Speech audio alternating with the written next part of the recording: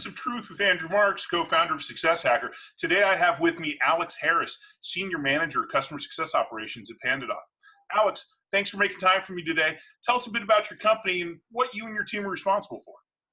Sure. Thanks for having me today. I work with PandaDoc. We love to streamline everything from contracts to proposals, just making sales process easy for anyone who's working in e-quotes, e-signature, and basically end-to-end sales process. So my role there is really fun. It's kind of unique. I work under our revenue operations organizations. With my customer success background, I help enable our success and customer-facing teams in operationalizing what they need to get done in order for us to grow the business. Excellent. And I got to tell you, I'm a huge fan of PandaDoc. We use PandaDoc. It is completely streamlined our contract experience. I don't normally throw shout outs to vendors, but PandaDoc has definitely made my life easier.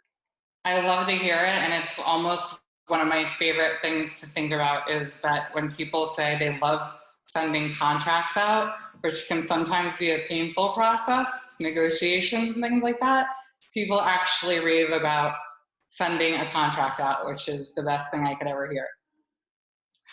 So tell me a story about when you had to deal with a particularly angry customer. All the time. Just like we were talking about, New York City is a really fun place to work in customer success. So when I was on a team where we were all new CSMs, I was the last one hired, and I got the cream of the crop customers, basically most of the unhappy customers. And the thing that I've learned most in customer success is that billing and invoicing more than anything else can inflame a customer like you wouldn't believe. So everywhere I go, I always ask about the billing system, everything. I had a hot potato on my plate that no one wanted to deal with, and they were billed $10,000 more that month than usual due to ad impressions. This was back, years ago. Someone who wasn't really technically savvy.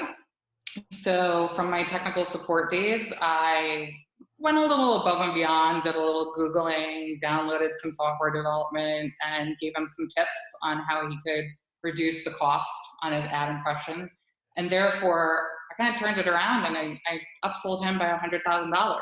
Once I was able to help him figure out what to do, even though it wasn't completely related to the product, he couldn't really live without me. So it was a great opportunity for me to build a relationship with someone who was unhappy, turn it around, and we still keep in touch until today. And it's been probably at least 5 years, 6 years.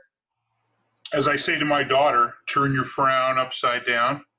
I love those. I'm like, give it to me. It's kind of like when I'm teaching CSMs, if you're having an issue with a customer or friction, think about how you can make them your best friend. It's kind of like a project, like how it's a challenge. How can you make them your best friend instead of, sulking or, waiting for them to retire one day so that you don't have to deal with it anymore. I'm always creatively thinking of like, I'm going to get this person to really like me, and how am I going to make them how is it going to work that way?